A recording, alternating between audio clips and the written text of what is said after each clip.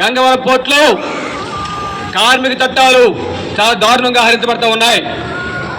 ఉన్న కార్మిక చట్టమే అత్యంత దోపిడీ గురి చేసే చట్టం. దాదాపు 3,000 మంది పైన పరిశ్రమలో పనిచేస్తే ఈ పరిశ్రమ ఏ చట్టబద్ధలో ఉండాలి? ఫ్యాక్టరీ చట్టబద్ధలో ఉండాలి. ఫ్యాక్టరీ చట్టంలో ఉండాలి. కానీ ఎక్కడ పెట్టింది గవర్నమెంట్? షాప్స్ అండ్ ఎస్టాబ్లిష్మెంట్ చట్టంలో పెట్టింది. ఇదేమో కిల్లీ కొట్ట, కిల్లీ పడ్డా మనం పాలు కడతామా లేకపోతే చిల్లర సామాన్లు అమ్ముతున్నామని చెప్పి మరి ప్రభుత్వాలు ప్రశ్నిస్తున్నాం. ఎందుకు ఈ విధంగా జరిగింది? గతంలో ఉన్నటువంటి తెలుగుదేశం ప్రభుత్వం ఈ చట్టాన్ని తీసుకొచ్చి మనల్ని కష్టాల్లో నెట్టింది. తర్వాత వైసీపీ ప్రభుత్వం కూడా మళ్ళీ కష్టాలు బయటపడకుండా అదే చట్టాన్ని కొనసాగిస్తూ యాజమాన్యం దోపిడీకి అవకాశం కల్పిస్తూ ఉంది.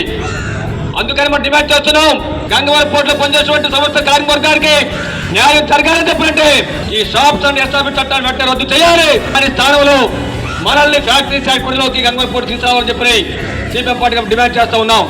మీ యూనియన్ డిమాండ్ కూడా అదే, ఈ న్యాయమైన డిమాండ్ అది. ఎక్కడైనా సరే ఒక పోర్టులో 1,000 కోట్ల రూపాయలు టర్నోవర్ సాధిస్తున్నటువంటి ఈ పోర్టులో బేసిక్ 3,700 రూపాయలు ఉందంటే అది సిగ్గుచాటు. కార్మిక దోపిడీ చేయడం కంటే ఇంకా దూరం ఉందని అడుగుతున్నాం మనం. ఎక్కడ ఈ పరిస్థితులు? అందుకని మనం గొంతు కోరుకోవడం లేదు.